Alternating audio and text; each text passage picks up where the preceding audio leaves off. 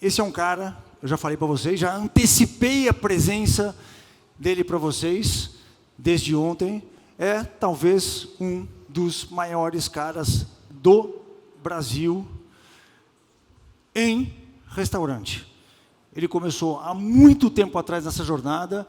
A gente cursou a mesma escola de hotelaria na Suíça e, obviamente, ele teve muito mais sucesso do que eu na vida.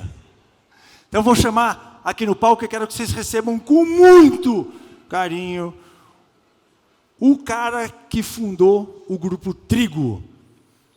Grupo Trigo, para quem não sabe, é Spoleto, Le Bon Ton, Cone, China Box.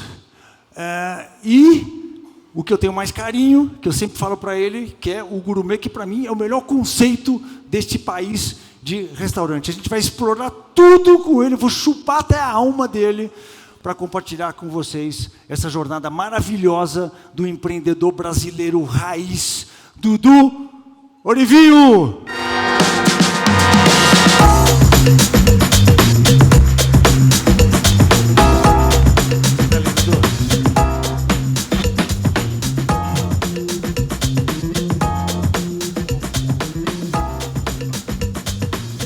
Dudu, dá um contexto, tá? A gente traz uns palestrantes grandes aqui para falar com a gente. Ontem a gente falou com o Guilherme. A primeira pergunta que eu faço, só para... pode deixar um pouco mais acesa aí para a gente enxergar a galera. Isso. Eu queria só dar um contexto, antes de começar a conversa, porque, como eu falei, eu vou te chupar a alma nessa conversa. Eu não vou perder essa oportunidade, não. Mas, cara... Eu falei meio por alto assim, as marcas, talvez eu tenha errado alguma, tenha omitido outras. Eu queria só que você me desse uma frase, o contexto geral para a galera saber quem você é. Quantas marcas são?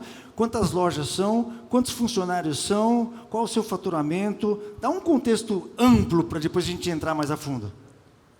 Tá, primeiro de tudo, bom dia para todos aqui. É um prazer estar aqui. É uma honra aqui estar com você, né, político. Eu acho que eu tinha cabelo, não tinha naquela época? Muito.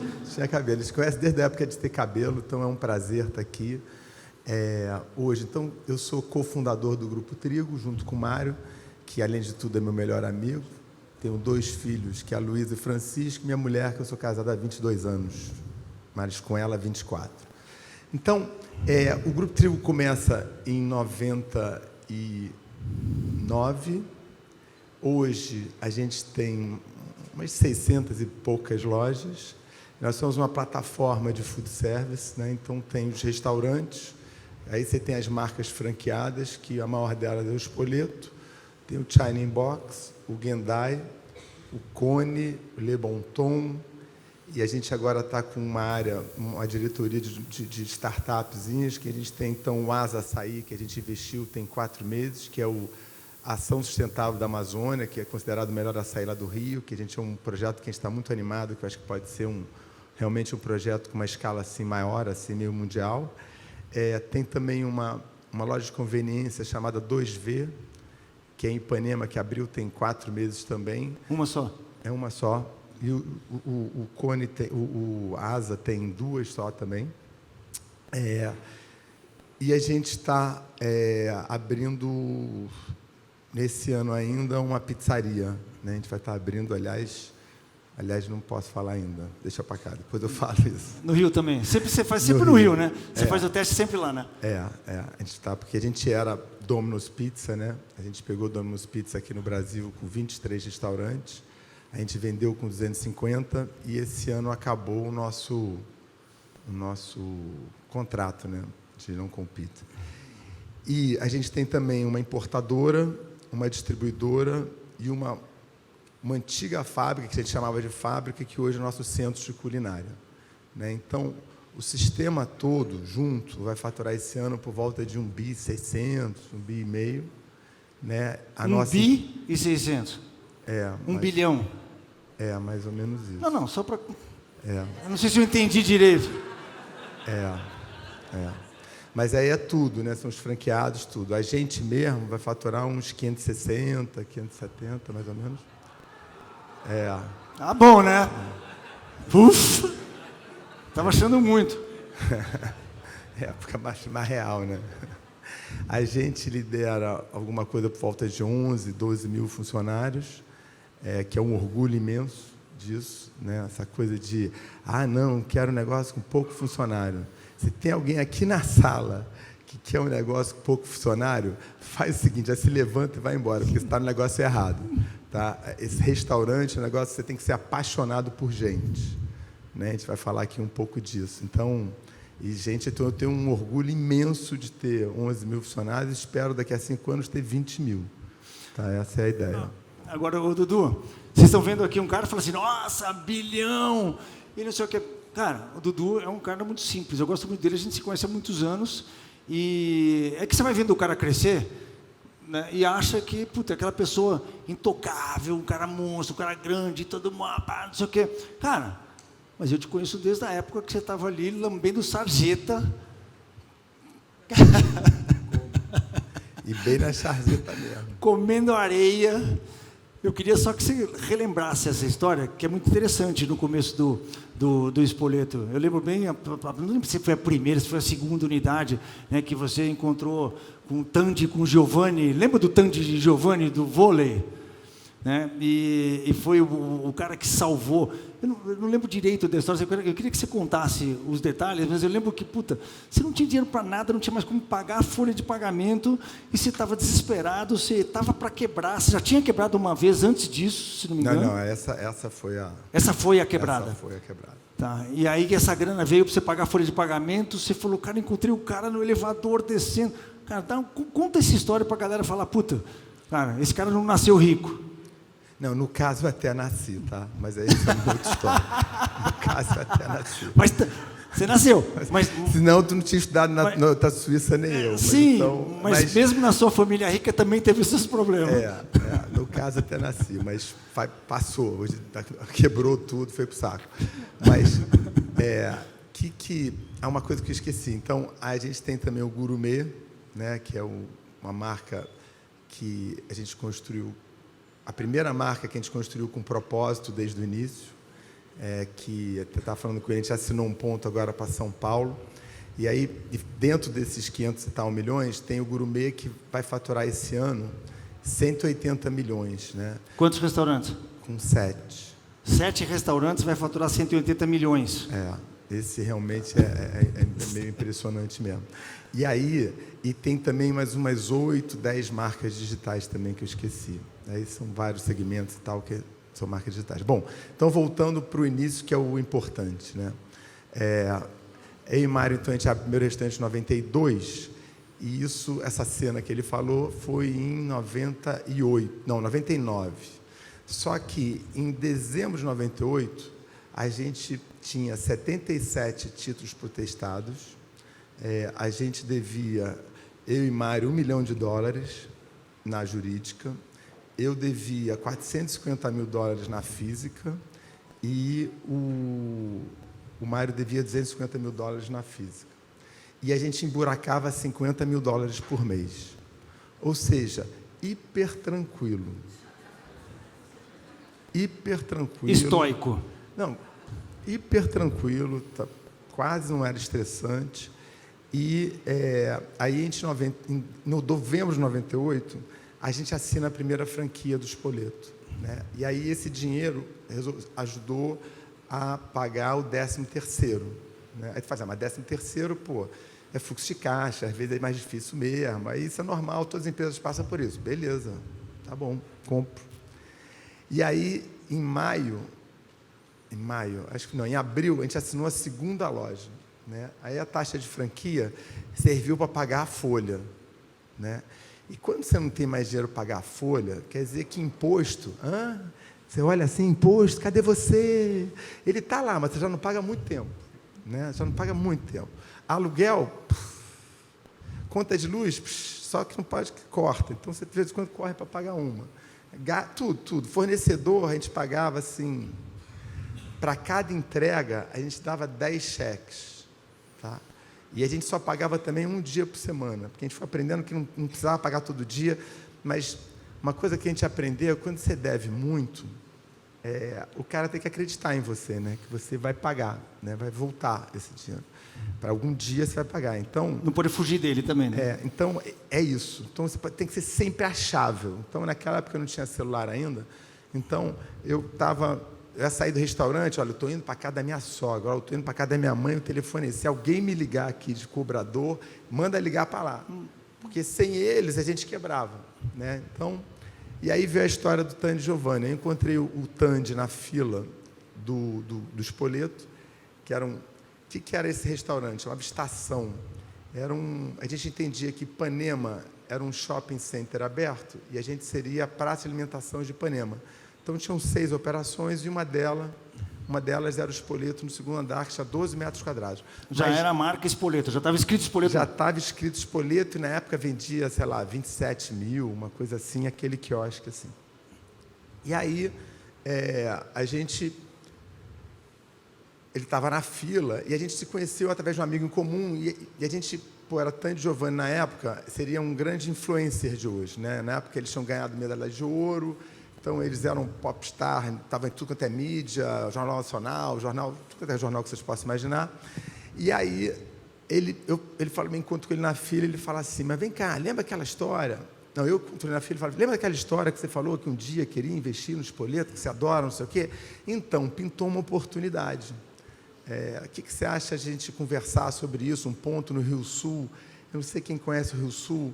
É um shopping muito importante em Botafogo, que tem uma torre de 45 andares em cima. Então, muito bom de almoço comercial. E fim de semana também. E aí, a gente conseguiu lá uma negociação muito boa e tal. Você quer conversar? Claro, quero sim, mas o problema hoje é o seguinte. Hoje é quinta, eu estou viajando amanhã cedo para Brasília e eu e o Giovanni vamos correr sexta, sábado, domingo, o vôlei de praia lá, e na segunda vamos voltar para o Rio, e na terça a gente vai para a Europa e vai passar 3 meses fora. Você pode, na segunda-feira, conversar? Eu falei, eu posso, mas eu não sei meu sócio. Vou ver se ele pode, né? Nada, blefando, né? Lógico que podia, tu não podia, tá com o cara, mas tipo assim, o mundo não está acabando. Que é importante. O mundo estava acabando. Aí, na segunda-feira, estamos com ele e contamos tudo para ele. Estamos quebrando 77 para testar, falando tudo. Absolutamente tudo. 100% de transparência. Mas tem esse ponto aqui, esse shopping é isso, aquilo. E como a gente conhece a galera do shopping, que a gente já teve restaurante lá, né? Para vocês entenderem o contexto, a gente chegou a ter 7 restaurantes antes do Espoleto, e o Espoleto é a soma de todos os erros e acertos da gente ter tido esse restaurante, ter chegado nesse momento de estar quebrado. Mas a gente fala tecnicamente quebrado. O que é você estar tecnicamente quebrado? Você está quebrado, mas ninguém sabe. Eles acham que você está, mas não tem certeza. Tá? E aí a gente falou, cara, e aí a gente conseguiu o ponto que vai custar $250 mil, a gente conseguiu parcelar isso em 60 meses. E aí qual é a ideia? Vocês pagarem $180 mil nesse ponto, esse dinheiro vem para a gente, vocês passam a ter 100% desse restaurante, e a gente vai receber, em vez de ser 6% de royalties, a gente vai receber 4%, porque esse é o nosso trabalho sobre faturamento. Com esses 4%, deve vender uns 100 mil e pouco, a gente vai pagar um mensalão para o shopping, e esses $180 mil vem para a gente se financiar aqui e sobreviver. Então, a gente tinha ali, nesse dia, umas 3 semanas de vida. O 100 mil era a taxa de franquia, não, era o royalty, que você ia ganhar o royalty e ia pagar o shopping. Imagina, era 350 mil, exatamente. Com os 100 mil, 4%, R$4 mil, com aqueles R$4 mil eu pagaria... Você pagava o shopping. Pagar o shopping. E o 180 era como se fosse a taxa de franquia, para eles entrarem? 180 era o ponto que eu estaria pagando para o shopping, que era os 250, só que esse dinheiro viria para mim e para o Mário. Tá. Mas não em forma de taxa de entrada na franquia. O dinheiro vem para a gente não quebrar, em nome disso. Tipo assim, a sociedade vai pagar $70 mil mais barato no ponto, mas quem vai estar pagando é o Mário. Mas vocês estão dando dinheiro para a gente se financiar, porque a gente não conseguia mais se financiar em lugar nenhum. Tá. Ficou mais claro assim? Perfeito. Tá. E aí, o que aconteceu? Aconteceu que o Tânia chegou pro Giovanni e falou assim, pô, mas gastou mó dinheiro no negócio do teu pai, né, cara, e não deu certo. Aí o Giovanni, é verdade, aquilo não deu certo, mas você acha que vai? E aquele suor assim, né, frio, caindo. Porque a gente sabia que dali, ou ia ou morria. E aí deu 10 minutos, aí eles falaram assim, não, mas com uma condição. Eu falei, qual? Quando a gente voltar daqui a 3 meses, o restaurante tem que estar aberto. Eu falei, mas é essa a condição? Ele falou, porra, eu vou dormir lá, vamos quebrar, vai estar aberto. E aí é muito bacana, porque a gente não era amigo, né? A gente era conhecido ali, a gente tinha uma parceria lá no restaurante, mas cada um falou, então está fechado, toma aqui um cheque de 80 mil, toma aqui outro cheque de 80 mil, você procura a minha irmã, você procura a minha mulher, e sem contrato, sem nada, eles viajaram e a coisa começou. Então, ali foi o dia que virou. Assim. O Mário talvez teria uma outra visão, cada um sente a emoção da maneira que quiser.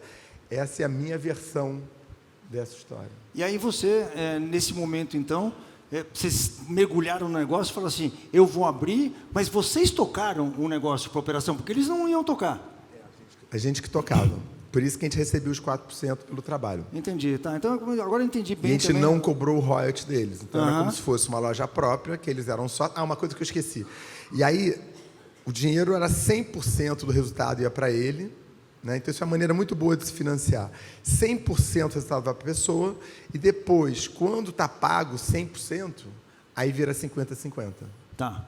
Então, foi uma maneira que aí depois a gente tinha 50% do negócio. Ou seja, uma forma que vocês fizeram com ele completamente diferente de tudo que existia. Vocês já tinham noção de franquia naquela época? Vocês já tinham Vocês já eram um expert em franquia? Vocês tinham estudado isso? Já sabia o que era franquear um negócio? Porque foi a segunda loja, tinha a primeira escolhida. Não, foi a terceira. Ah, foi a terceira. A gente já tinha uma franquia aberta e uma em obra. A gente sabia, né? Claro que não, né? Porra nenhuma. Claro. Não, mas a gente tinha feito... O Mário tinha feito um curso num escritório de advocacia lá, importante, lá no Rio, que estava dando um curso de franquia. Aí ele chega para mim e fala assim, Eduardo, a gente tem que lançar agora a franquia. Você está maluco? Não dá. Eu falei, não, dá sim, meu irmão, fica aí. E a gente vai conseguir... A gente conseguiu lançar lá e vender essa primeira franquia. Mas a gente não sabia muita coisa, sabia nada, na verdade. Aí eu me lembro que a gente tentou trair uma menina que trabalhava na Casa do Pão de Queijo para vir trabalhar com a gente. A gente falou assim, não, em 5 anos a gente vai ter 25 lojas. Isso era o que a gente imaginava lá para atrair ela. E ela não veio. Foi uma pena ela não ter vindo. Porque a gente bateu 24 no segundo ano.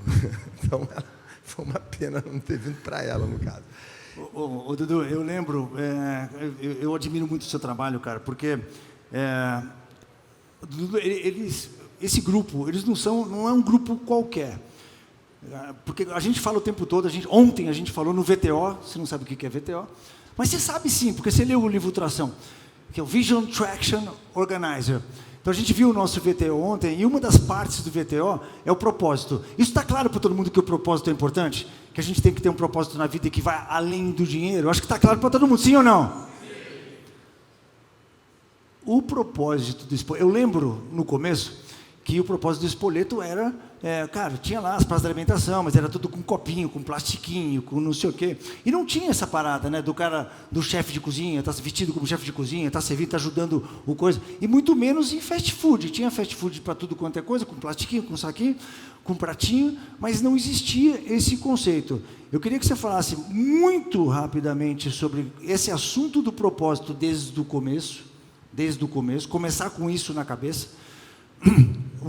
Eu falei para vocês do Stephen Covey, né? Começa com o objetivo em mente, começa sempre pensando no objetivo. Eu sei que depois de muitos anos com o Gourmet, esse propósito está muito claro e vocês aprenderam muito, mas você já começou com esse propósito no Spoleto. Eu queria que você falasse desse propósito inicial lá atrás, e depois eu queria entrar direto no propósito do Gourmet. O pessoal perguntou ontem, né? Por que Gourmet? É tipo sacanagem com o japonês mesmo? É um japonês tentando falar gourmet. Gourmet. Bom, mas eu posso provocar você também, não posso? Posso, né? Tá bom. Eu não sabia o que era propósito. Eu não sabia o que era propósito, eu não sabia o que era valores, eu não sabia o que era nada disso. A gente não sabia, eu e o Mário, a gente não sabia. A gente quebrou porque a gente queria ganhar dinheiro, né? E a gente ganhou muito dinheiro, a gente gastou todo o dinheiro, e não sabia o que era cultura, não sabia nada. Sabia que era meritocracia? Sabia, a galera ganhava participação, os lucros ganhava, mas a gente queria ganhar dinheiro, tá? E a gente quebrou por isso e porque a gente era muito novo e tinha vaidade também. Então, essas foram as duas principais razões. Aí você, jovem, que se acha, e homem é um imbecil completo, né? A mulher é mais avançada, mas o homem, quando é jovem, faz sucesso, ele se acha. E era como a gente se achava, e aí você faz muita besteira e acaba quebrando, o que foi o nosso caso. Então, quando a gente começou o Spoleto, na verdade, a gente não tinha um propósito. A gente tinha,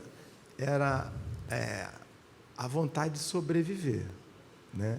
E a ideia do Spoleto surgiu de um cara que trabalhou comigo no Hotel Intercontinental. Eu estou indo para trás para ficar mais claro. Sim, porque sabe? antes de tudo você foi gerente de A&B do Intercontinental, não foi? Exatamente. Quando você voltou da Suíça. Eu era assistente de alimentos e bebidas, não chegava a ser gerente, eu era o número 2 lá. Tá. Aí, o Lorenzo, que era italiano, ele que me ensinou a, em vez de mandar, pedir. Lembra que eu falei que era filhinho de papai e tal, pai rico? Então eu mandava pra caramba e não conseguia nada. Quando ele me ensinou a pedir, a escutar, ele foi a primeira pessoa a me ensinar um pouco sobre liderança. Só que eu era o chefe dele, né? Não era o líder naquela época, era o chefe porque eu não sabia ser líder, eu era chefe mesmo. Aí, quando eu fui encontrar com ele anos depois, lá nos Estados Unidos, ele tinha criado, ele estava com 5 restaurantes nessa época e ganhando dinheiro e tal, mas que bom que você está feliz, mas você quer ganhar dinheiro mesmo, Eduardo? Eu falei, claro que quero. Então, faz isso aqui nos teus restaurantes. O que ele tinha feito? Ele tinha pego o café da manhã 5 estrelas, que faz ovo mexido na frente das pessoas, e tinha feito um bar de massas ali, né? E ele faz isso nos teus restaurantes. Aí foi que nem desenho animado, aquela plim, não, vou fazer disso um restaurante, tá? Então, a gente começou querendo fazer na praça de alimentação um restaurante, mas, de novo, não tinha propósito, não tinha nada. Era a gente queria fazer uma experiência de restaurante dentro da praça de alimentação. Então, para isso, tinha que ter pratos de porcelana, para isso, tinha que ter talher de inox e uma comida bacana, né? Então, o nosso ravioli vendia no Copacabana Palace, que é na parte de eventos lá, que era o mesmo fornecedor, e tinha aquela história dele escolher os ingredientes ali. Então, o cliente falava com o chefe e tal. Só que aquilo a gente não sabia, né? E aí hoje tem essa história assim que é cool, é disruptivo, né? Naquela época a gente era focado no cliente, só que a gente sabia que como a gente queria focar no cliente, a gente tinha que focar nos nossos funcionários. Então o Spoleto já começou de fato com a gente focado nos funcionários, tá? E a gente, vamos dizer assim, a comparação com o mercado, realmente, como eu falei, prato de plástico, talher de plástico, uma comida quase de plástico. A gente entra com prato de porcelana, um talher de inox, uma comida bacana, ainda a customização. O que acontece? A gente cresce muito rápido, né? E aí, como a gente cresce muito rápido, as pessoas começam pô, aquele cara está com fila, o que ele está fazendo, vou começar a fazer igual. Aí faz um fast forward para 12 anos depois, a gente de novo, se achando de novo, a gente começou, o nosso escritório fica mais importante que o negócio. Ou seja, o overhead, o escritório, mais importante que o gerente, que o franqueado, que os funcionários, que os clientes. E ali a gente começa a se perder, de novo. E aí o Tom, que é hoje o CEO da companhia, na época acho que ele era gerente ou diretor do Spoleto, ele fala, cara, a gente tem que buscar o nosso propósito. A gente já tinha valores claros para a empresa. No início, nossos valores eram uma coisa bem da empresa mesmo, então era inovação, o cliente tem sempre razão, o lucro é a alma do negócio, sei lá, tinha coisas... Essa era do rolinho amaro da TAM, né? Que era o primeiro valor dele, o lucro é a alma do lucro, tinha um lucro entre os 5 valores, era lucro, cliente, inovação, atendimento, coisas assim. Ou seja, eram todos valores da empresa, não valores de pessoas, né? E a gente, ao longo do tempo, a gente entendeu isso e aí construiu nossos valores, né? Que eram, nessa época, eram família, felicidade, hombridade e confiança, né? Ou seja, são valores que a nossa liderança queria que a gente tivesse para os nossos filhos, quer dizer, valores pessoais, onde a gente queira que as pessoas se identifiquem com aqueles valores para trabalhar lá. Bom, já tinha esses valores, mas não tinha propósito, e em um dado momento a gente estava se perdendo. Realmente se perdendo, crescendo, perdendo dinheiro, estava começando a ficar meio ruim. E aí a gente foi, qual será o nosso propósito? E a gente acredita que propósito seja uma coisa que não seja um posicionamento de marca, que não seja uma coisa... Tem que ser, qual é o legado que você deixa para a sociedade? Tem que ser uma coisa muito maior que o teu negócio em si. Né? Aí a gente foi olhar para trás, o que tinha? Pô, a praça de alimentação, todo mundo agora tinha pratos de porcelana, todo mundo tinha talher de inox, e a comida tinha melhorado muito. Tipo assim, a gente já não era o melhor da praça de alimentação, tinha uma galera melhor do que a gente, tudo. E aí a gente olhou aquilo e falou assim, cara, a gente sem saber mudou a vida de milhões e milhões de brasileiros que se alimentam em praça de alimentação diariamente. Mas sem saber, tipo, não sabia o que era o propósito, não sabia mesmo. E aí a gente falou, pô, e se a gente fizer isso sabendo? Porque a gente já estava fazendo esse propósito sem saber. Fizer intencional. Sem ser intencional, porque não tinha essa... Não, fazia porque, de novo, não queria quebrar, cuidava do funcionário, cuidava do cliente, para não quebrar. Né? E aí a gente falou, não, então foi o seguinte, vamos fazer isso sabendo, né? Só que propósito, a gente acredita, de novo, é a nossa maneira de pensar. A gente acredita que entre pelo coração e não pelo bolso ou pela cabeça. Então, é uma sementinha que você bota lá e você vai cada vez mais acreditando, aí você vai dando certo, aí você começa a botar isso como meio que um filtro. De repente, isso vira o seu filtro para todas as tomadas de decisões estratégicas. Então, quando a gente foi primeiro, olha, deve estar um frio imenso aí, hein? Porque aqui está um frio incrível. Então, só um segundo. Vamos aqui, para isso tem pouquinho. Esse que é um cara prevenido. Para eles eu já... Assim não tem parada, né, meu? Para eles eu já avisei, traz um casaquinho, cara. Traz um casaquinho, mas para mim ele não avisou, não. Aí a gente fez essa história e aí a gente foi para os Estados Unidos, né? E a gente foi para os Estados Unidos de uma maneira muito clara. O novo já tira foco. Agora, ir para os Estados Unidos tira mais foco ainda. Né? Você foi para os Estados Unidos? Com o Spoleto. Ah, tá. Levar para o Spoleto. Tá. Levar o Spoleto para os Estados Unidos. A gente falou, cara, é a chance que a gente tem de testar o propósito de fato. Ninguém conhece a marca. Pô, o mercado mais competitivo e difícil do mundo. Então, foi assim, vamos começar do zero lá? E a gente tinha um arquiteto incrível, um chefe de cozinha de 3 estrelas Michelin, 2 estrelas Michelin, que já tinha trabalhado, e uma empresa de branding incrível. E junto com o nosso sócio local, que era o John, que era o cara que nos ajudou a virar a Domino's no Brasil, que era um americano, eu, Mário e eles, e parte do time, mas não muito, porque a gente não queria tirar foco do Brasil, a gente começou a exercitar o propósito ali. E, de fato, a gente começou todas as decisões para a construção do Spoleto lá, era isso. Tem uma sentença que tangibiliza esse propósito? Tem. Nosso propósito é democratizar a boa culinária.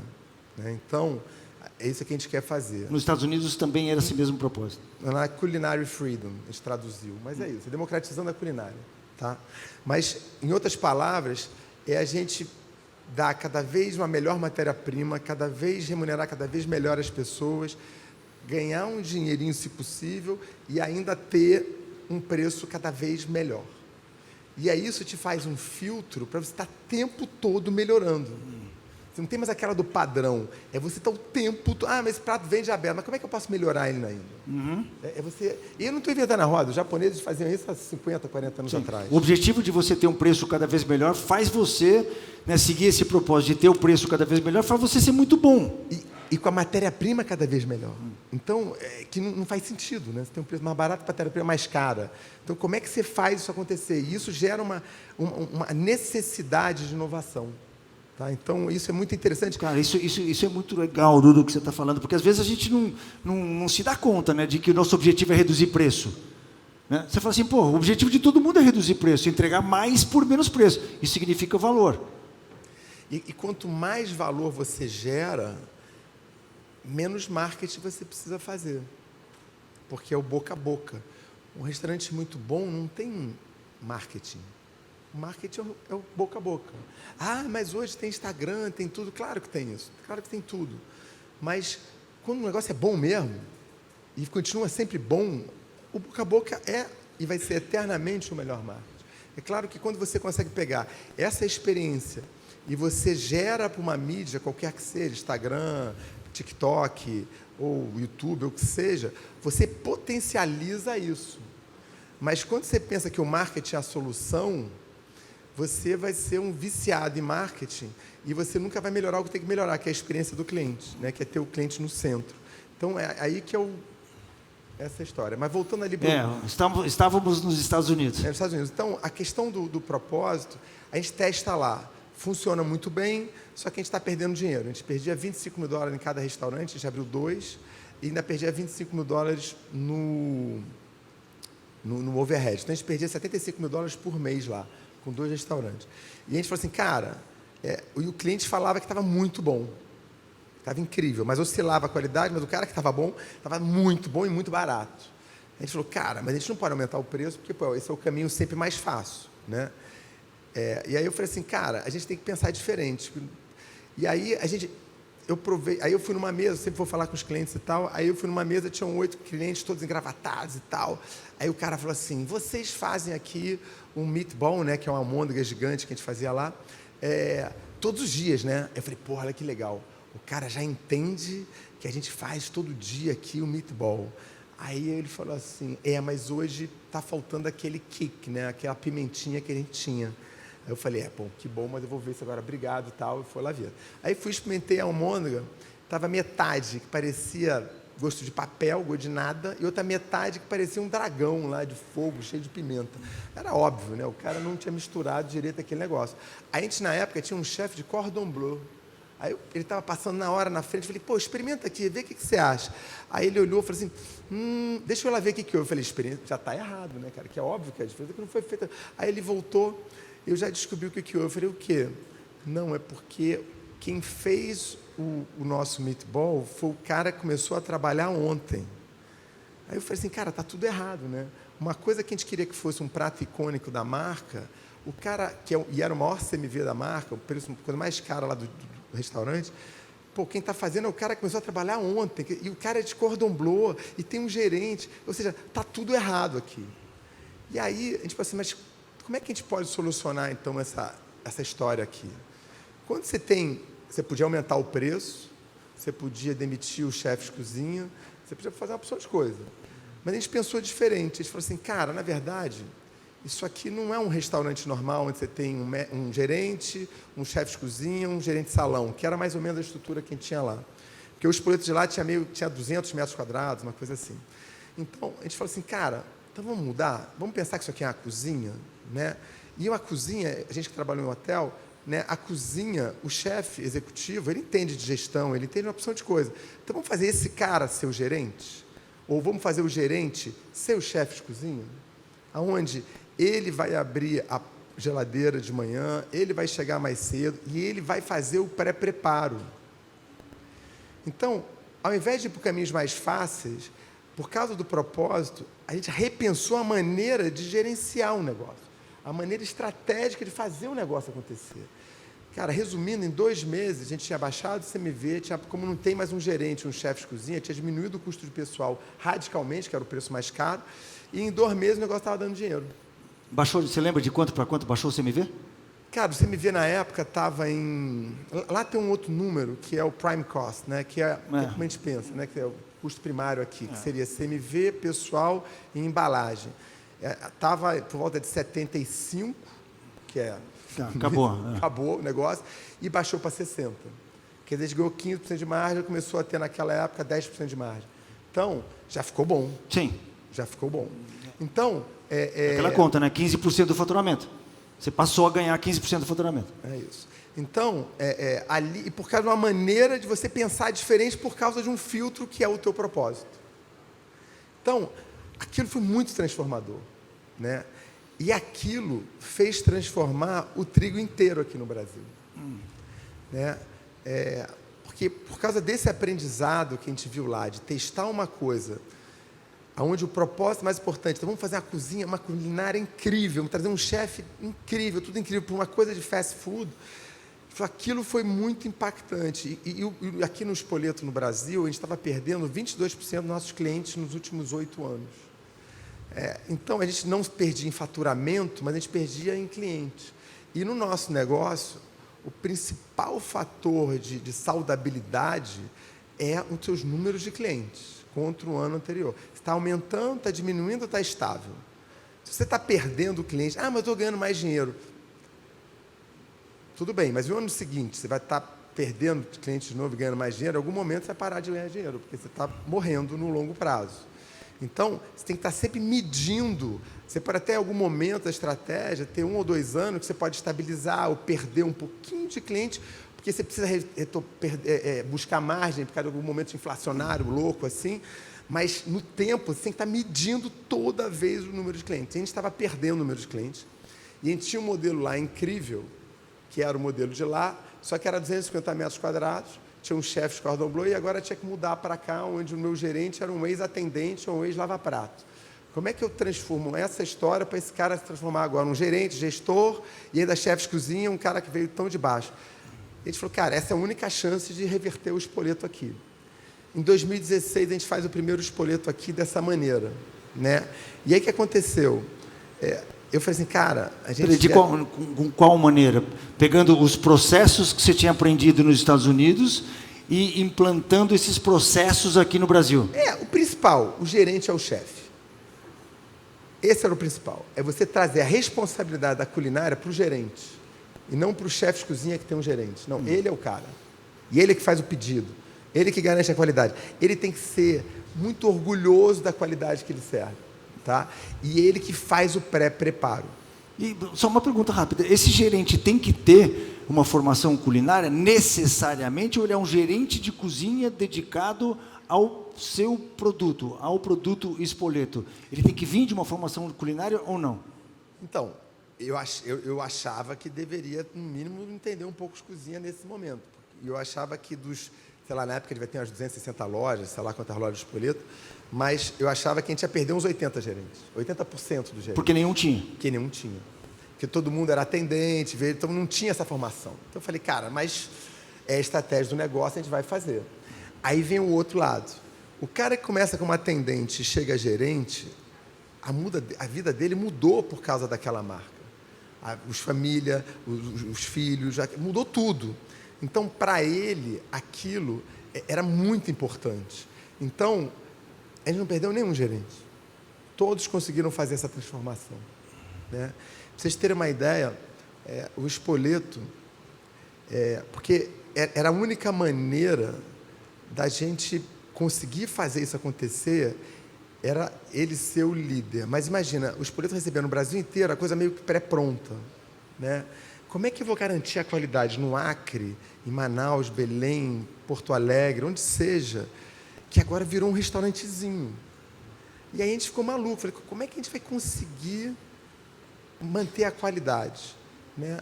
Aí só tem uma maneira, que eu aprendi com o fundador do Costco. Já ouviram falar do Costco? Costco. Né? Que é uma empresa que faturava, na época, 5% do PIB brasileiro. Tá? E era uma reunião assim com os 200 empresários do capitalismo consciente. É um gigante atacadista americano. Tipo aqui era um Macro, um Atacadão. Um Kmart, um Walmart. Não, porque ele não ele é Atacadão. Não é para o cliente final. E aí ele falou assim, capitalismo consciente, ou seja, todo mundo tentando olhar o mundo de uma maneira diferente. Porque na minha empresa a gente não treina ninguém. Aí, como vocês devem estar pensando, eu fiquei pensando, mas peraí, treinamento é a coisa mais importante do mundo. E se não treinar, tinha aquele americano que eu esqueci o nome, falava, se você acha que treinamento é caro, muito mais caro é um cara sem treinamento. Aí eu falei assim, cara, mas não é... eu quietinho, que eu era o menor da sala, né, cara? Então eu ficava quietinho, falei, mas como é que é assim? Não, treinamento é a coisa mais importante, não imagina, não sei o quê. Aí o cara veio e falou assim, não, porque quem treina é cachorro. Quando ele falou quem treina cachorro, os 200 caras, quem você pensa que você é? Aqui o cara está no consciente, não desrespeita nossas pessoas. E aí começou a esculhambar, e ele rindo lá na frente. Né? Ele rindo, e a galera esculhambando. Aí passou uns 2 minutos, a galera acalmou. Vocês estão mais calmos? Eu posso continuar? Porque na minha empresa, a gente não treina ninguém. A gente só ensina, a gente só desenvolve. Aí a tampa desse careca aqui, que a vida inteira achava que treinamento é a coisa mais importante do mundo, explode, juro, aquele... falei, caraca, ferrou. Porque naquele momento eu não estava mais fazendo nenhum cargo executivo dentro da empresa e a gente ia ter que mudar toda a nossa maneira de pensar. Não é mais treinamento, é desenvolvimento, é ensinamento. Mas o que é isso? Qual é a diferença de um para o outro? O treinamento, na melhor das hipóteses, você chega no padrão. Você ensina o cara a apertar a porca. Você ensina ele a controlar o CMV. Que é uma coisa que eu vou falar. CMV não é a coisa mais importante. Não fala isso! Falou lá, não, o mais Galera, uma salva de palmas, a gente terminou. Não é a coisa mais importante CMV. Que ele me falou ali dentro, não, mas CMV desses 4 aqui é o mais importante. Eu falei, ih, vai se ferrar, vou falar lá, todo mundo lá. Deixa que eu vou falar, não é a mais importante. CMV é a consequência de pessoas engajadas, acreditando que podem fazer a diferença, que querem gerar resultado de uma coisa que o dinheiro é a consequência disso. E um CMV controlado, o CMV é a maior oportunidade de controle. Só que a gente fala, quanto CMV é CMV, é CMV? Se eu falar para a equipe lá, ela não tem a menor ideia do que é CMV, a gente chega no CMV está alto, mas um dia pergunta, você sabe o que é CMV? Aí eu já perguntei, cara, doutor, eu não sei não, mas você sempre reclamava aqui que o CMV estava alto, tal, a gente falava que, não, vamos fazer o mesmo, mas não sabe, porque o cara às vezes não sabe nem fazer regra de 3, como é que ele vai saber o que é CMV? Então, depois a gente volta para o CMV, mas voltando aqui para a história lá do ensinamento, que é o mais importante. Então, o que a gente aprendeu? Que a gente tinha que desenvolver as pessoas. E quando a pessoa vê a luz, quando a pessoa entende o desenvolvimento, tudo fica mais fácil. Né? E aí a gente começou, todo mundo que mudava para o Minha Cozinha Italiana, que era esse espoleto novo, a gente montava um grupo, tipo IPO, aquela coisa de juntar o grupo de fórum, né? Aí faz um negócio de 20 gerentes do Brasil todo, e a gente fazia formação de culinária e formação de liderança, principalmente começo, depois de marketing, depois de CMV, depois de gestão. É uma coisa viva, eterna. Tá? Ou seja, o que a gente aprendeu não era mais uma coisa de início, meio e fim. É de início sem fim. É eternamente, que nem você falou que aqui tem um grupo de mentores seu. Você mentora pro resto da vida desse cara. A pessoa vai se desenvolvendo até o fim da vida. É porque essa é a história, é você ficar se desenvolvendo para o resto da vida. Né? Então, aí, mas você tem número para medir isso? As lojas que tinham esse projeto de desenvolvimento e lojas do mesmo mercado, com a mesma oferta, que não tinham ainda esse desenvolvimento, a diferença era de 15% a 20% a mais de venda. Consequentemente, um resultado muito mais alto. E aí, ou seja, você consegue medir isso? Você consegue medir isso. E aí você mede o engajamento. Aí você começa a saber, no nosso caso que é franquia, quem é o franqueado que está engajado, quem não está, porque você está desenvolvendo o gerente. E o cara mais importante de todos os restaurantes nossos aqui, não é esse cara de mente brilhante que o Mário falava. Pô, tua mente é brilhante, é o careca. A única coisa que ele falava de mim que brilhava era por causa da luz na minha mente. Mas, de qualquer maneira, o cara mais importante, não é nenhum de nós aqui. Fala no microfone, Edu. O cara mais importante do nosso negócio é o gerente. Porque ele é o líder. Ele que desenvolve pessoas, ele que vai passar a cultura, ele que vai manter a cultura viva. Ele é o principal cara do nosso negócio. E aí, quando a gente começa a fazer essa escola e começa a desenvolver o gerente, tudo muda. E ele passa a ser multiplicador. Ele passa a ser multiplicador e mudou tudo. E a gente ter feito essa opção por qualidade em 2016, que tinha um restaurante, em 2019, a gente tinha 180 restaurantes mudados e outros 180 que não estavam mudados. A gente cresceu 2017 contra 2016 10% em números de clientes. Então a gente perdia 22% de clientes, já estava com 10% acima. Depois a gente cresceu 10% em 2018 e a gente cresceu 12%. Não, minto, 7%, dava uns 26%, 27% a soma, né, em 2019. Ou seja, a gente tinha recuperado em 3 anos toda a perda de clientes que a gente tinha, porque a gente tinha mudado toda a nossa maneira de pensar em função de um propósito. 2010, mesma maneira, estamos crescendo 2 dígitos sobre, ou seja, a gente vier crescendo 2 dígitos, em números de clientes, hein, gente? Que é muito mais importante que o faturamento. E é claro que o faturamento também crescia 2 dígitos. Então, a gente estava crescendo, aí veio a pandemia. Ô, Dudu, posso só, antes da gente falar de pandemia, aliás, eu nem sei se você quer falar de pandemia, porque eu sei que você está voando apesar da pandemia, mas eu queria só voltar no assunto de propósito um pouco, continuar no assunto de propósito para falar do conceito do gurumê. Quando eu conheci o gurumê, eu estava no Rio de Janeiro, com a minha filha menor que está com 21 anos de idade, mas na época ela devia ter 18, sei lá. Aí ela chegou de manhã em casa, né, já acordou, ela falou, pai, eu fui num restaurante japonês que você tem que ir, chama Gurumê. Eu falei, minha filha, ela não é boa de boca.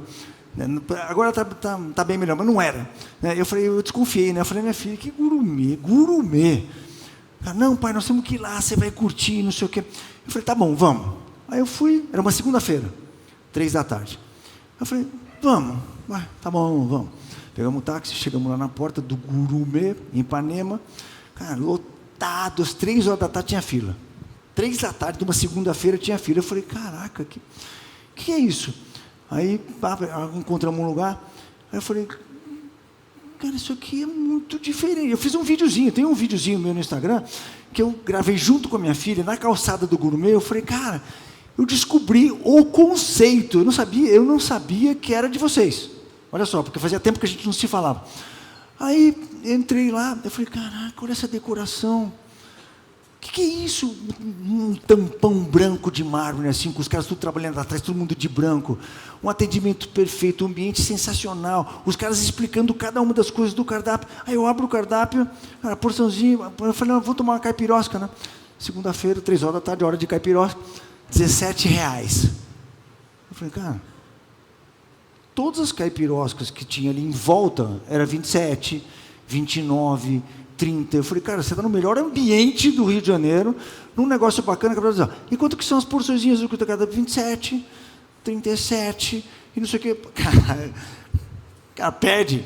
Cara, e veio uma porção bacana. Eu falei, cara, isso aqui é muito especial. Aí eu descobri que era do Grupo Trigo. Eu falei, puta, isso aqui é do Dudu.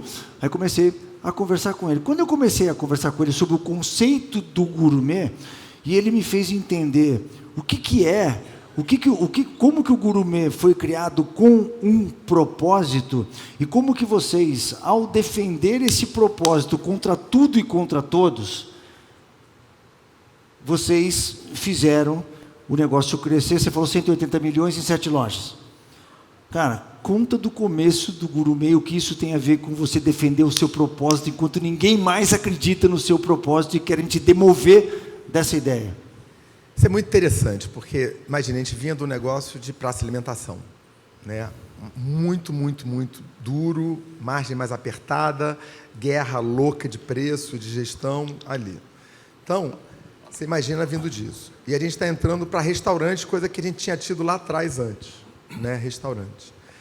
Então, a gente, com um propósito, falou, cara, vamos tentar fazer agora o que a gente fez em praça de alimentação sem saber. Vamos tentar fazer isso agora em restaurantes? Vamos tentar mudar a maneira de pensar em restaurantes? Porque se a gente fizer fila, se a gente for as pessoas vão tentar entender por que esses caras estão fazendo isso, né? Então, o propósito se realiza a partir do momento que vocês aqui falam assim, caraca, aquele careca é maluco pra caceta mesmo. Mas será que é possível aquele negócio? Vou tentar essa porra aqui. E aí dá certo. E aí vocês estão ajudando a transformar, que ninguém faz nada sozinho. A gente junto pode transformar a história. Como que era aquela frase que você me falou uma vez, que eu esqueci? Do nosso poeta e filósofo, um sonho que sonha só é só um sonho. Um sonho que sonha junto é realidade. De quem é essa frase? De quem? Raul Seixas. Não, mas tem uma frase boa também que você me falou, cara, do Howard Schultz. Tá, aqui é uma outra, mas essa aqui é boa também, porque essa aqui é a diferença do todo. Que tem a ver com o que você acabou de falar. Que é melhor do que você vencer na vida, é você cruzar a linha de chegada com o máximo de pessoas possíveis. Cara, essa frase é foda. É você cruzar a linha Fala de chegada. de novo. Melhor do que você vencer na vida é você cruzar a linha de chegada com o máximo de pessoas possíveis. Essa frase foi mais sobre motivou estar junto lá atrás. É muito foda isso, é muito incrível. Então, você imagina o seguinte, imagina eu estar agora numa reunião com um bando de funcionários que a gente contratou, na véspera de abrir o Gourmet, aonde o cara está acostumado com um restaurante normal. E a gente fala assim, olha, isso aqui não é um restaurante, isso aqui tem propósito, isso aqui tem valores, a gente não está abrindo um restaurante, a gente está começando a construir uma marca. Aí os caras olhavam para mim e falavam assim, esse cara é um louco, né? Eles falaram isso, não, mas dava para ler que estava todo mundo chamando de louco, que nem vocês aqui. Só que aqui, como eu falei a apresentação, o tamanho do faturamento, aí que opa, é louco, mas de repente dá certo essa porra.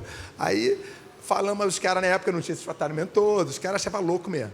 Aí a gente abriu o restaurante, a gente estava planejado para faturar 450 mil, abriu vendendo 600 mil, e a gente perdia dinheiro ou empatava, né? Aí a gente falava, aí 3 meses, eu morava nessa época nos Estados Unidos, aí o Jerônimo, que é nosso sócio cofundador, que estava tocando a operação, que detalhe, entrou de estagiário, saiu como sócio e voltou para ser o cofundador disso com a gente. Você conheceu o Jerônimo já? Já. O Jerônimo é muito legal. E aí ele falava assim, Eduardo, cara, a gente tem que aumentar o preço. Mas por quê?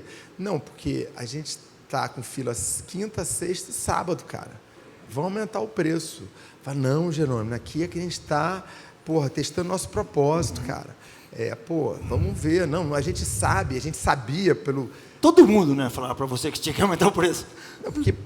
Não, os funcionários não, né? Porque tá tudo ganhando dinheiro lá nos pontos. Sim. Mas ele ali, tem que aumentar o preço, Os clientes falando, é muito barato, tá maluco, tá muito barato. E a gente também aumentar o preço. A gente fala, não, vamos tentar. Aí eu voltei 3 meses depois. Eduardo, olha só, a gente tem que aumentar o preço. Estamos com fila quarta, quinta, sexta, sábado, domingo. E eu não estou...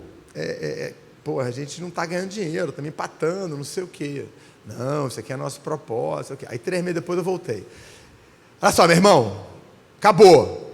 Estou quebrado, botei todo o meu dinheiro aqui, essa porra não dá 1 centavo, estamos com fila segunda, terça, quarta, quinta, sexta, sábado, domingo, vocês só não aumentam a porra desse preço, vocês têm lá o trigo, a gente tem que aumentar o preço, porra! Pô, Jerônimo, com argumentação assim, por que tu não falou antes, brother? Porra, ele, caraca, esse careca é desgraçado, agora a gente vai aumentar a porra desse preço. Eu falei, eu não falei isso. Quanto você precisa por mês para viver? Porque, de fato, se a gente não tivesse o trigo, a gente teria aumentado o preço imediatamente. Porque era questão de sobrevivência, né? Mas a gente tinha o trigo para bancar. Então, a gente falou, cara, mas por que a gente bancou? Porque a gente sabia que a gente era muito ineficiente. Porque a gente sabia que podia melhorar muito tudo. A gestão de pessoas, a gestão do CMV. A gente sabia, porque a gente vem do negócio de margem muito apertada, que era Spoleto, Domino's e todos os outros. Então, a gente sabia que tinha muita gestão lá para melhorar, liderança para melhorar, de processo para melhorar. Então, não era correto a gente acabar o nosso propósito passando o problema para o cliente no preço, que é muito fácil, né? Só que com isso, você começa a sair do mercado. Porque quanto mais você ganha... Ah, mas agora eu estou ganhando dinheiro. Tá, mas o teu mercado é pequeno. Ah, mas eu estou vendendo 2 milhões de reais por mês. Não, beleza, do cacete. Um restaurante que vende 24 milhões por ano é incrível. Mas você consegue chegar a 50? Ah, não, só cabe um restaurante para isso. Então, é maneiro. Puta negócio de 24 milhões. Mas e aí? E a gente sempre pensa na escala, porque a escala é que transforma. Se a gente não tivesse tido o Gourmet com escala, se ele não soubesse essa história, eu não estaria aqui falando para vocês hoje. Porque o fato de a gente ter criado escala e ter virado um exemplo, pode virar um exemplo para vocês. Então, é isso que transforma. O que transforma é escala, gente. O que transforma é escala. Ah, você pode ganhar muito dinheiro tendo um restaurante só, mas o que transforma é escala. Tá? E aí, a gente, então, saiu de 600 mil para 1 milhão e 200. E aí, mesmo sendo ruim, você consegue ganhar dinheiro com 1 milhão e 200. Sacou? Pode ganhar menos ou mais, mas você ganha dinheiro. E a gente ficou 1 ano e meio ali aprendendo essa história. Aprendendo. Aí a gente foi abrir o segundo restaurante, que foi em Ipanema, esse que ele conheceu. E aí, a gente já tinha assinado, a gente abriu em Ipanema em fevereiro, e a gente tinha assinado uma loja no shopping Tijuca, que seria uma classe mais média, e a gente ia abrir uma outra loja no shopping... Não, aí tinha essas 3 lojas, né? Uma loja aberta, uma loja que ia abrir, e uma loja assinada na Tijuca. E aí pintou o melhor ponto da Barra. Tá? Que a gente queria entrar na Barra, que é uma classe rica, bacana, lá no Rio e tal, não sei o quê. seria o Morumbi daqui, talvez, né? Acho que talvez seria o Morumbi. Seria. Inclusive é do mesmo dono. É o mesmo dono, exatamente. Mas na Barra. Aí, o Jerônimo falou assim, cara, mas não podemos abrir, você está maluco? A gente vai sair de 1 a 4 restaurantes no mesmo ano. No mesmo ano, E isso é uma loucura. Você sempre me fala que no quarto restaurante é o risco de quebrar. Por que é o risco de quebrar no quarto restaurante? Porque no primeiro restaurante, se deu certo, está tudo certo. Todo mundo aqui, provavelmente, em algum momento, um restaurante deu certo lá, pá, ou está dando certo, ou tomara que dê certo. E aí você tem, provavelmente, uma equipe boa, e aí o cliente está gostando, está dando certo. Aí você, vou crescer. Aí você pega aquela equipe sua, divide por 2, contrata gente nova, e você provavelmente está promovendo pessoas que ainda não estão tão preparados para serem promovidos, e você abre o segundo restaurante e está ganhando um dinheiro também, está ganhando dinheiro. Tá, beleza, estou ganhando dinheiro, arrumei mais sócio investidor, vou abrir o terceiro restaurante. Aí o terceiro restaurante, você já não ganha tanto dinheiro, você já promove aquela galera que você promoveu, divide em 2, agora você vai pegar e vai dividir para 3, você já começa que nem um louco, porque com 2 restaurantes, você consegue todo dia nos mesmos restaurantes. Com 3 restaurantes é mais difícil. Aí você começa a ficar estressado, aí tua mulher começa a reclamar, tua namorada não fala mais com você, aí o teu filho já não te vê, aí teus amigos já são, cadê você só quer saber de trabalhar, não sei o quê, tá uma merda, não sei o quê. Aí você começa a ficar estressado, aí você começa a jogar para cima do time, que você está estressado, o time fica estressado. Mas você ainda está ganhando dinheiro, você tinha um restaurante que ganhava X, agora você ganha um X e meio, agora você ganha 2X e meio. Fala, vou abrir o quarto restaurante. E aí, liga o franqueado para mim e fala assim, Eduardo, vocês vão quebrar. Mas por que vai quebrar? Ele conta essa história, eu ganhava mais um dinheiro, mais 2 dinheiro, mais 3 dinheiro, vocês vão quebrar. Hoje eu ganho muito menos dinheiro com 4 restaurantes que eu ganhava com 1. E eu já tinha quebrado, me apavorei, peraí que eu vou entender o que aconteceu. E aí, fui tentar entender o que aconteceu, fui visitar os restaurantes, e voltei para ele 2 meses depois, falei, eu tenho a boa e a má notícia.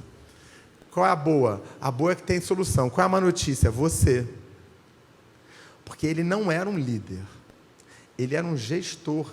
As coisas só funcionavam quando ele estava lá todo dia. Agora a provocação para todos vocês. Nem precisa levantar, só guarda dentro de você. Quem de você aqui já falou assim, as coisas só funcionam quando eu estou aqui? Ai, funcionário é tudo isso. Eu não posso nem sair de férias. Aí ele sai de férias. Cagada. Ou então tira um fim de semana, cagada. Ai, caramba, esse chefe é uma porcaria, esse chefe é uma porcaria. Todo mundo é uma porcaria. Não, galera, você que é uma porcaria. Você que é gerente, você não é líder. Então, tudo começa na liderança. Aí eu aprendi esse negócio, mesmos pontos, praticamente as mesmas equipes. Eu contei isso para o cara vendeu 3 lojas, foi com uma, todas as lojas, 3 meses depois, estava explodindo de vender. Qual a diferença, Lulu, entre líder e o empresário? Eu prefiro falar do líder e gestor, porque o empresário pode ser líder. Tá, o gestor. Tá? O gestor, ele gere ali, tendo tudo em cima, tendo todas as coisas. E as pessoas fazem porque as outras pessoas, porque você está mandando. Quando você é líder, as pessoas fazem porque elas querem.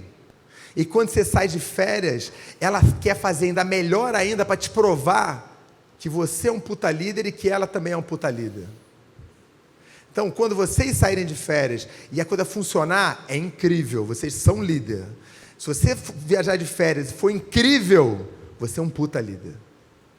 Porque você está formando outros líderes. Então, esse é o segredo do negócio todo. E aí, eu tinha contado já isso para o Jerônimo. O Jerônimo falou, cara, você está maluco? Vamos quebrar. Você fala que é muito mais difícil, não sei o quê. Só que era o melhor ponto da barra. E eu e Mário estamos doidos para fazer aquele ponto. E a gente falou, cara, e tinha uma dificuldade maior. Esse ponto, o restaurante do Gourmet tinha 120 lugares, mais ou menos. Ia ter 180 lugares. Então, a gente ia ter que manter essa qualidade e tal, não sei o quê. A gente nunca tinha tido esse desafio de mais 50%. Ainda tinha essa variável. Aí eu falei, Jerônimo, e se eu convencer todos os teus líderes de fazerem um negócio? Você topa? Não. Se a liderança quiser, eu topo. E a gente botou numa sala todos os líderes, a líder de rosto, a líder de cozinha, a líder de salão, líder de todos os líderes lá. Eram, sei lá, as 20 pessoas. E aí contei essa história, eu contei para vocês. Eu falei, galera, o negócio é o seguinte. Quem vai assinar o cheque é vocês. Se vocês quiserem, a gente faz. Se vocês não quiserem, a gente não faz. Mas eu prometo 3 coisas para vocês. Primeiro, quem aqui começou com ajudantes de cozinha e agora é líder no Sérgio Canto? Eu, a maioria. Imagina agora o ajudante que está aqui, a oportunidade que vai gerar essa oportunidade num novo restaurante. Então, a gente vai dar a oportunidade. Agora, nesses 6 primeiros meses, o foco de vocês vai ser no cliente, na qualidade e no serviço. Vamos esquecer um pouco o CMV e vamos esquecer um pouco a lucratividade. Vamos focar no que é importante nesse momento, que é a experiência não cair. Aí, beleza, tal, não sei o quê. Aí, 50% queria, 50% não queria. Obviamente, eu fiquei suportando mais quem queria para fazer e a gente conseguiu convencer todo mundo de fazer. E aí, a gente abriu o Shopping Tijuca, fiasco, horror. O mercado não estava preparado. Era caro para eles, não funcionou, a gente errou no projeto, tudo errado. Por causa da localização? A localização, porque era um mercado mais difícil, mais classe média, não era tão óbvio como Ipanema e Barra. Então, se a gente não tivesse aberto esse restaurante da Barra, que eu vou contar agora, o gourmet tinha parado ali, o negócio não é tão bom. Porque, no terceiro restaurante já não cresce, já não é difícil, não vamos nem crescer esse negócio. Só que aí a gente conseguiu convencer os caras. Abrimos a loja da Barra. Essa loja já abriu arrebentando, e como ela era muito maior, um faturamento muito maior, um resultado muito maior, que bancava o resultado dessa outra loja. Para vocês terem uma ideia, a gente pegou a loja vizinha agora, dessa loja, e esse restaurante vai faturar, esse ano, entre 40 e 44 milhões de reais. Um restaurante? Um restaurante. 44 milhões de reais em um restaurante. E a gente não ia abrir esse restaurante. Cara, não existe isso. E por causa da cultura, do propósito, de trazer as pessoas que realmente fazem a diferença para assinar o cheque, a gente abriu e, obviamente, transformou o gourmet. Então, eu quero mostrar para vocês que é real isso. A coisa do propósito, a coisa dos valores, que é claro que ninguém acreditava quando começou. Só que quando você fica usando no seu dia a dia, porque vocês todos aqui são líderes. Todos os dias, vocês ajudam a construir uma cultura maneira, ou todos os dias vocês ajudam a destruir ou construir uma cultura muito ruim. Porque a cultura está lá, gente. A cultura o que é? É a maneira de agir no dia a dia. Então, se vocês agem de uma maneira onde você é o cara e todo mundo é uma porcaria, está tudo errado. O problema é você. Faz terapia, vai fazer curso de liderança, vai fazer o que você... Mas o erro é você. O funcionário é a solução. Sempre. E, eu não sou melhor do que ninguém aqui. Ninguém. Atos de ninguém, eu sou melhor do que ninguém aqui. Mas, a gente, através de erros e acertos, e de câncer, eu tive câncer testicular, daquele estresse todo, o Mário teve a doença de pele do Michael Jackson, a gente pagou muito caro pelo nosso aprendizado. Para mudar. Para mudar. Sábio é aquele que aprende com o erro dos outros. Aprender que teu próprio erro é mole, mas custa caro para o corpinho. Você vai pagar de alguma maneira. Então, gente, está acabando aqui. Tudo começa na liderança. E se você tiver um propósito claro para a sociedade, essa é a nossa maneira de pensar, de novo, não existe verdade absoluta, a gente está falando assim, a nossa história, o que para a gente funciona, tá? Cada um tem que construir a sua história, tá? Mas se você tiver o seu propósito, qualquer que seja, os seus valores, e quando você deixa isso muito explícito, e você exercita isso no dia a dia, você chega no momento onde todo mundo, porque todo mundo vai errar, eu vou errar, ele vai errar, todo mundo aqui vai errar. Mas quando isso está muito claro e muito explícito, e é tão maneiro trabalhar lá, quando você erra, a pessoa, o estagiário, qualquer pessoa vai chegar para você e falar, cara, e o nosso propósito? E os nossos valores, aquilo que você fala tanto? Cadê isso? Foi embora. Cadê? Então, isso é muito importante, porque a cultura deixa de ser uma obrigação sua, e sim ser uma responsabilidade, um tesão de todos, de manter ela viva, porque a cultura vem de cultivar, é a plantinha. Não regou, ela morre, galera. A cultura vai errada, dá ruim, se não focar. Então, é um trabalho de médio e longo prazo. Só que e você vai ter que ficar... Né, como é que é? Ferro frio, sei lá como é o nome. Você fica lá, tem que ficar insistindo, quase como um pregador. Tirando leite de pedra. Mas você tem que acreditar no coração de vocês isso. Porque quando vocês acreditam no coração, isso acontece. E eu vou dizer um outro exemplo do gourmet que é incrível. Aí teve um cara que trabalhou com a gente 7 anos, e aí foi jantar lá no gourmet. E aí ele foi jantar no gourmet, e aí ele perguntou assim, vem cá, tem alguma promoção de aniversário? Ah, tem isso aqui, papá. Aí que era aniversário da mulher dele. E aí ele foi celebrar lá. E aí, quando acabou, ele chegou pro cara assim, pô, você não pediu nenhum documento, você não pediu nada para provar que era aniversário da minha mulher. Por que vocês fizeram isso? Aí o garçom, que eu não sei quem é, nunca vi na minha vida, ele chegou e falou assim, não, porque aqui nossos valores, um deles é confiança. Então, a gente tem que confiar em você porque eles confiam muito na gente.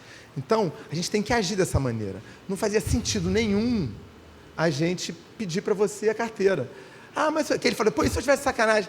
Aí, é a sua decisão, mas o nosso valor é esse.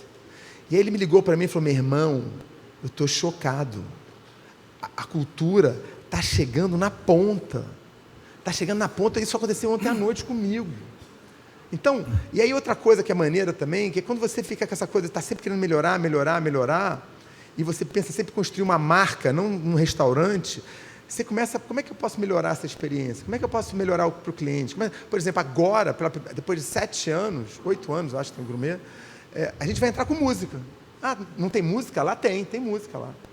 Aliás, a gente tem que entender que a música faz parte, né, da nossa história. Né? Só que sempre teve música lá, mas a gente nunca olhou com profundidade na música. Né? Então, a gente vai olhar agora com profundidade na música, como a gente olhava no serviço, na culinária, no atendimento, no drinks também. Agora a gente chegou na música. E agora chegou o momento da música. Então a gente vai ter agora um DJ, casca grossa, que vai buscar música no mundo inteiro, que tem a ver com aquilo que a gente acredita que é a experiência do gourmet, para a gente estar no Spotify, para a gente estar não sei o quê, para as pessoas seguirem. Porque a gente era numa época aqui, que vocês devem lembrar, que tinha um Buda Bar, tinha o Café Del Mar, que eram bares que transformaram o mundo. Eu me lembro que o Café Del Mar chegou a vender mais de 25 milhões de CDs. Né? Então, se você constrói marca, você nunca ouviu falar do Café Del Mar, você já compra a trilha dele. Então, a gente quer agora começar a buscar... Isso é uma sacada muito legal. Essa coisa da experiência, nesse momento Spotify da vida, entendeu? De fazer uma parada maneiro, e vai ter, imagina, um QR Code da nossa entrega, e uma coisa importante, como a gente era Domino's, para a gente era muito fácil fazer esse shift para o delivery também. Né? Então, hoje, dos 180 milhões, 40%, ou seja, 40 mais 36, 76 milhões... vão ser em delivery, tá? E a outra coisa importante que é delivery app próprio. Por que app próprio? Porque a gente tinha uma marca incrível, nunca ter feito... A gente tinha uma marca incrível porque as pessoas falavam da marca. Então, a gente não precisava ter marketing para fazer o delivery, porque já tinha uma demanda. A gente construiu a marca na operação, fazendo uma experiência bacana. Então, a gente gastou 1,8% do faturamento, não minto, 0,8% do faturamento para chegar a esse faturamento durante a pandemia, que era equivalente, na época, chegou a 92% da nossa venda anterior, através de nossos canais próprios, sem iFood, sem Rappi, sem ninguém. Por quê? Porque era marca bacana. E hoje em dia a gente tem por volta de 17% de iFood, outros 15% de Rappi, e o resto é tudo próprio. E a gente fica medindo isso, para não fugir disso no resto, por quê? Porque é o nosso cliente. A gente precisa saber os dados, para saber a frequência dele. Tudo. Os dados. O iFood tem os dados, você não tem. O iFood tem os dados do seu cliente e você não tem. O cliente que é teu, agora é dele. Né? Então, esse é um movimento que a gente tem que fazer, nós todos. O dado não é nem dele, nem nosso. De quem é o dado? É do cliente o dado. Então, tem que ser como acontece no iFood da China, que lá, a gente tem um botãozinho lá na China, a gente não, eles têm lá um botãozinho, que se você quiser participar do programa de relacionamento deles, você clica esse botão. Na hora que clica esse botão, o dado é dos dois. É do restaurante e do coisa. Então, isso é uma briga minha aqui. Eu adoro o iFood. O iFood é uma plataforma incrível, mas ele tem que dividir os dados, porque o dado é de todo mundo. Sacou? O iFood mudou o nosso mercado. O iFood ajudou a gente na pandemia de maneira louca. Todos nós aqui. Muitos de nós sobrevivemos durante a pandemia por causa do iFood. Então, a gente tem todo o mérito do mundo, mas o dado tem que ser compartilhado. Isso é a única briga, o dado tem que ser compartilhado. E a gente juntos, se a gente continuar, um dia chega esse momento. Mas entrar nessa luta. Então, a gente tem que conseguir chegar lá. Mas, enquanto não chega, tem a sua plataforma própria e o iFood. Porque o iFood é muito importante para o negócio. Mas é um outro canal, é um outro shopping center que você está entrando. Mas você tem que tentar buscar cada vez mais os seus dados. É possível quando você tem uma marca forte. E aí, para ter uma marca forte, liderança, cultura, valores, propósito, é isso que vai fazer a diferença. Ah, e culinária? Lógico que é importante também. Mas é muito mais importante isso, porque o que vai manter a tua culinária incrível, o teu serviço incrível, são as pessoas. Muito bom.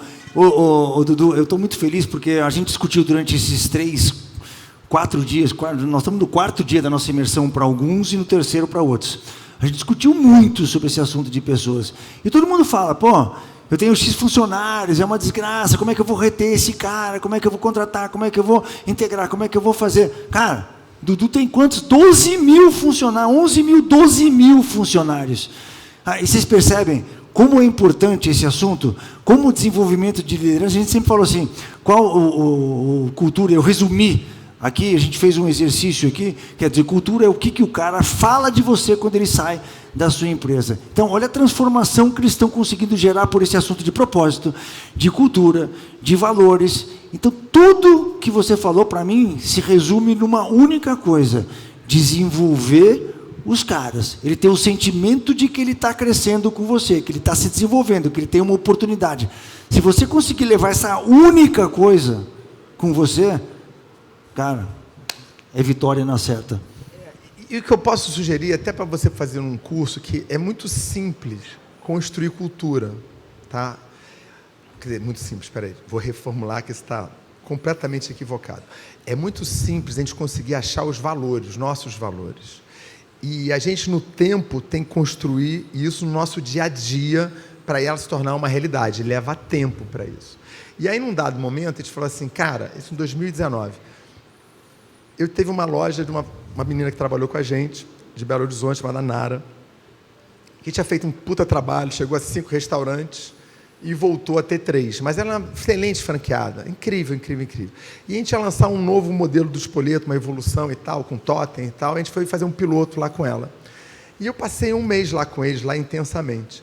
E eu percebi que, por mais que ela fosse incrível, existia um problema de liderança forte lá. Lembra a história de 3, 4, 5 restaurantes? Né? Ela já tinha ido a 5 e já voltado para 3, porque com 3 eles conseguiam ganhar dinheiro. Eu falei, cara, vamos fazer o seguinte, o que é uma ficha para a gente, que era o seguinte, cara, eu não posso querer que hoje ainda tenha, além de confiança, felicidade, hombridade, família, a gente entrou com liberdade. A gente não pode dizer que os nossos valores, que é no Brasil, no Rio de Janeiro, com uma equipe que é uma empresa que é franqueadora, vai ter os mesmos valores que a Nara, que tem 3 restaurantes, em Belo Horizonte. Talvez eles tenham valores pessoais diferentes, mas deve ser muito parecido. Aí eu falei, vamos fazer o seguinte, vamos fazer um piloto aqui com você? Eu vou passar alguns dias aqui com vocês, vamos construir juntos aqui os seus valores. O propósito eu não abro mão, é o propósito da marca. Democratização da boa culinária. Mas os valores têm a ver com a pessoa que está operando. Que é o líder. Tem a ver com ele. E se ela não tiver a ver com liberdade, se ela tiver... liberdade é legal, mas eu tenho uma coisa que fala mais no meu coração do que liberdade. Né? E aí ela fala assim, cara, eles chegaram em coisas muito parecidas, família, felicidade, e começa com 4 também, 4 valores só, para ser mais fácil. E ela criou desenvolvimento de pessoas que ela falou assim, cara, eu quero desenvolver as pessoas, eu quero que as pessoas que passam aqui, a gente tenha conseguido mudar a vida deles, se eles querem seguir o sonho fora daqui, que siga. E tinha um outro que eu não me lembro. Então, eram esses 4, legal, legal. Então, chegamos nesses 4, chegamos. Então, agora vamos junto, ela fez isso. Ela, o marido dela e mais os principais gerentes, que eram 3 mais 2 supervisores, 5 pessoas. Aí depois a gente juntou essas 5, mais todas as lideranças das lojas. Aí chegamos para 16 pessoas. E a gente começou agora a pegar cada valor, vamos supor, família. O que representa a família em ações no dia a dia da loja, do restaurante, na visão de vocês? E aí a gente começa a construir com as lideranças da loja o que aquele valor tangibiliza em ações no restaurante. Ações. Família é cuidar da pessoa que entra. Não é chegar, faz isso aqui, faz aqui, depois faz. Não. Já se imaginou você no lugar dele? Como é que você cuida de uma pessoa para chegar bem, para chegar feliz, acolhida? Sei lá, outra lá, todo dia vai dizer bom dia. Ou, no mínimo, vai ter uma outra coisa lá que hoje eu não estou bem. Você vai ter a liberdade de falar, cara, hoje eu não estou bem. Deixa eu trabalhar na parte de trás do restaurante, eu não estou bem. Então, eles começaram a fazer o que eles acreditavam, os funcionários, os gerentes... Que aquele valor representava no dia a dia. No dia a dia. E é claro que o franqueado e eu ali íamos fazendo ali os direcionando. filtros. Não, esse aqui não. Isso aqui é isso aqui. Não, vou voltar para cá. Porque tem que ser uma coisa de cima para baixo. Sim. Afinal de contas, o cara é o dono do negócio. Só que tem que estar todo mundo junto construindo isso. Galera, aí logo depois, aí começaram a fazer isso, não sei o quê, e aí veio a pandemia, e aí tragédia para todos nós aqui, não sei o quê. E aí eu encontrei com ela agora, tem um mês na convenção do Espoleto. Falei, ela aí, como é que tá? Pô, tá demais, não sei o quê, pô, quero crescer de novo, não sei o quê, papá. Mas você sabia que eu não estou morando mais em BH? Eu falei, mas como você não está morando mais em BH? Não está mais, não? Não estou. Agora eu vou para BH uma semana por mês. Uma semana por mês, é. É mesmo, é. E como é que está sendo lá? Não, está relax, imagina, está todo mundo. É tudo nosso agora, através dos nossos valores. O cara quer mandar embora, mas vem cá, ele está indo contra que princípio nosso dos valores? Qual é o valor? É esse, onde é que é? A gente ajudou a desenvolver ele, hoje ela lidera o restaurante de fora da cidade através dos valores. Isso eu soube há um mês. E agora a gente vai voltar, porque ainda durante a pandemia a gente vai começar a fazer isso para todos os franqueados da rede, agora a gente vai voltar a fazer isso, porque a gente parou durante a pandemia. Então, olha o poder disso, e não é o Trigo que tem 800 lojas, não, é uma franqueada que tem 3 Espoleto em BH, e hoje ela trabalha uma semana por mês em BH, e ela vai para quê lá? Para desenvolver as lideranças dela. Então, é muito transformador, galera, isso é música muito transformador. Para os nossos ouvidos. Cara, Dudu, eu não sei como te agradecer, cara. O seu tempo, que eu sei que é super corrido, você ter vindo aqui, cara, dar essa aula pra gente, a sua disponibilidade, a sua trajetória, eu vou fazer o seguinte, cara. eu já vim aqui mesmo, fazer o seguinte, ó. Eu tenho almoço meio de meio. Alguém tem alguma pergunta? Ó, vamos fazer 10 minutos de pergunta, deixa eu tentar sumir aqui. Vai. Fala aí, 10 minutos de pergunta. Atrasa você, mas, pô, tô aqui de grátis. Vai, Leandro. Peraí, microfone ali, pessoal. Microfone, e só diz rapidamente o teu contexto, só para mais rápido mesmo para outras pessoas poderem perguntar. Dudu. Oi, eu sou o Leandro, eu tenho uma operação de sopa aqui em São Paulo. A minha pergunta é em relação àquela polêmica da Porta dos Fundos de 2012, aquele buzz que vocês deram aula de marketing, aquilo foi proposital, não foi? Como é que vocês receberam aquilo lá dentro? Que o Porta dos Fundos fez aquela campanha, pô, aquilo foi... A forma que vocês lidaram foi genial e... Então, olha só, muito engraçado isso. O primeiro ensinamento para a liderança é humildade. Então, quando ele falou, esse cara é grande, foi maravilhoso, deu aula... Porra nenhuma. De novo, eu não sou melhor do que nenhum de vocês aqui. Nenhum. Aquilo nada mais foi do que levar a nossa cultura para uma outra estratosfera. Mas nada mais foi que a nossa cultura. Pô, por quê? Vocês devem ter reparado que eu sou careca, né?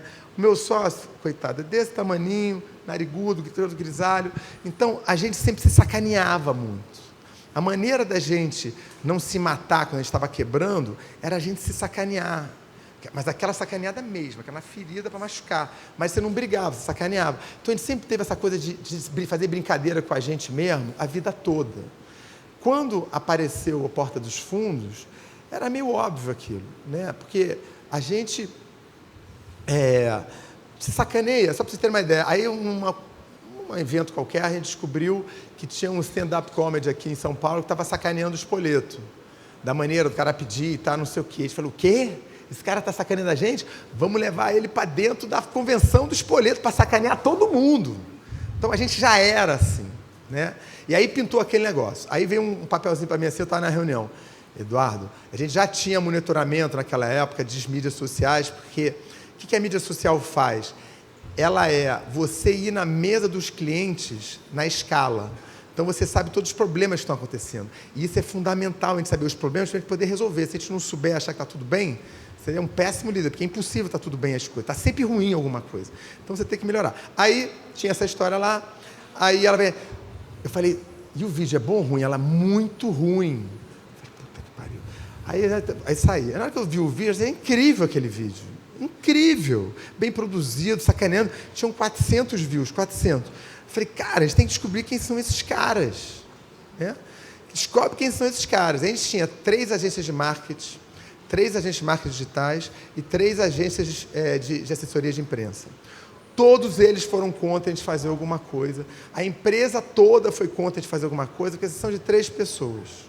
Eu, o Mário, e o Tom, que naquela época, que é hoje o CEO do Trigo e também o presidente da BF, ele era diretor da marca.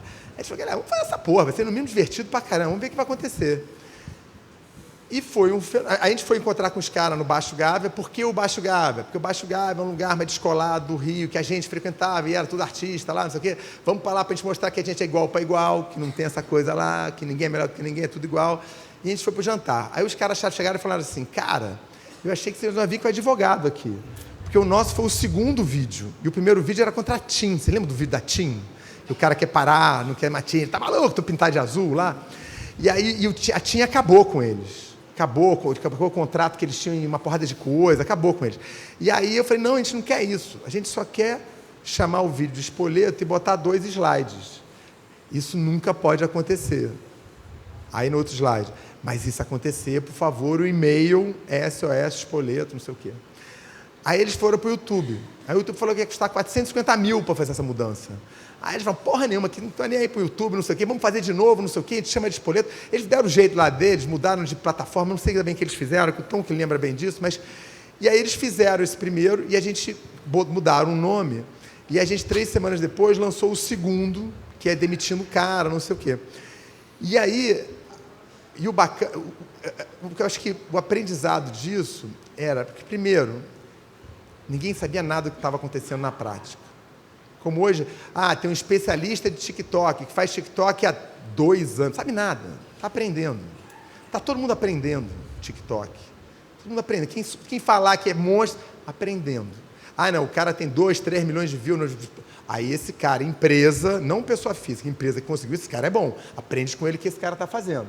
Mas está aprendendo. Aí a gente falou assim, cara, então fazer o seguinte, vamos mudar a porra toda, vamos acabar com a agência, vamos botar uma agência digital interna, acabamos. E hoje em dia a gente tem uma house interna. E quando a gente precisa de cérebro, a gente contrata fora. Porque hoje a gente entendeu que ninguém entende mais do nosso negócio que nós mesmos. Mas o cara é agente de marketing, cheio de prêmio. Ele entende muito de marketing, mas a gente quem entende nosso negócio somos nós. E aí a gente tem que pegar esses caras para trazer o cérebro dele para ajudar a gente. Mas não no dia a dia, que quem tem que fazer o Instagram, o TikTok de vocês são vocês. Quem tem que estar respondendo os clientes são vocês, para vocês saberem exatamente o que está acontecendo. Não é terceirizar para outro problema, entendeu? É você ir falar na mesa do cliente, é a mesma coisa, só que na escala.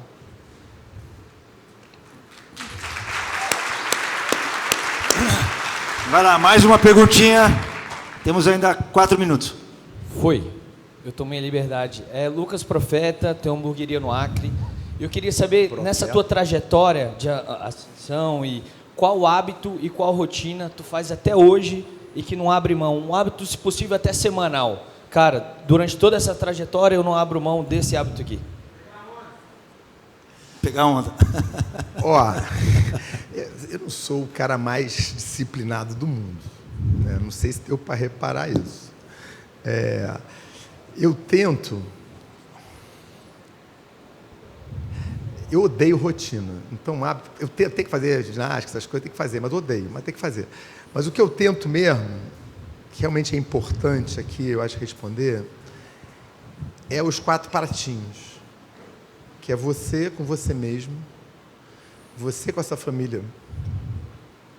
Que a parte mais importante do que a gente veio aqui para isso é a família mesmo, que eu acho que é muito forte. Então, e às vezes, trabalhando muito, você fica distante, você fica fora, então é duro. Então, quando estiver com a família, meu irmão, esteja com a família de fato. Então, isso é importantíssimo.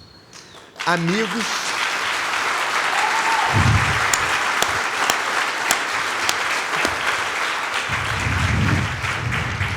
Amigos e trabalho. E quando você é apaixonado pelo que você faz, que é o nosso caso, meu, com certeza, acho que dá para perceber, esses 4 patinhos, alguma vez um vai quebrar. Então, você tem que estar o tempo todo, quando um cai, voltar mais rápido possível para cima para você ficar construindo isso. Porque vai ter momentos da vida que vai ser e esse é o pior de todos, esse é o único que não pode quebrar, porque se você não se olhar, se você não se cuidar, você não consegue cuidar de nada, de ninguém. Então, acho que esse é o principal. Eu sou casado com a terapeuta, então, e fui aprender a fazer terapia com 33 anos, ela me mandando fazer, tá muito perdido, hein? Ainda é mais nova do que eu. Eu falei, tá uma criança me falando essa porra, sabe nada. Bom, mas estou casado com ela há 20 anos, alguma coisa ela tem de sabedoria nisso. Então, terapia é muito importante para fazer, porque terapia é você ter 1 hora por semana para você cuidar de você. E não é para matar mãe, pai no passado, até pode fazer isso, mas é importante você olhar para você, não olhar para o trabalho, ou até para o trabalho, mas com um contexto de você em relação àquilo. Então, eu acho que isso é fundamental. E hoje, graças a Deus, a vida me deu uma oportunidade. Eu tenho uma terapeuta toda semana, mas eu não faço toda semana. Mas eu pago toda semana.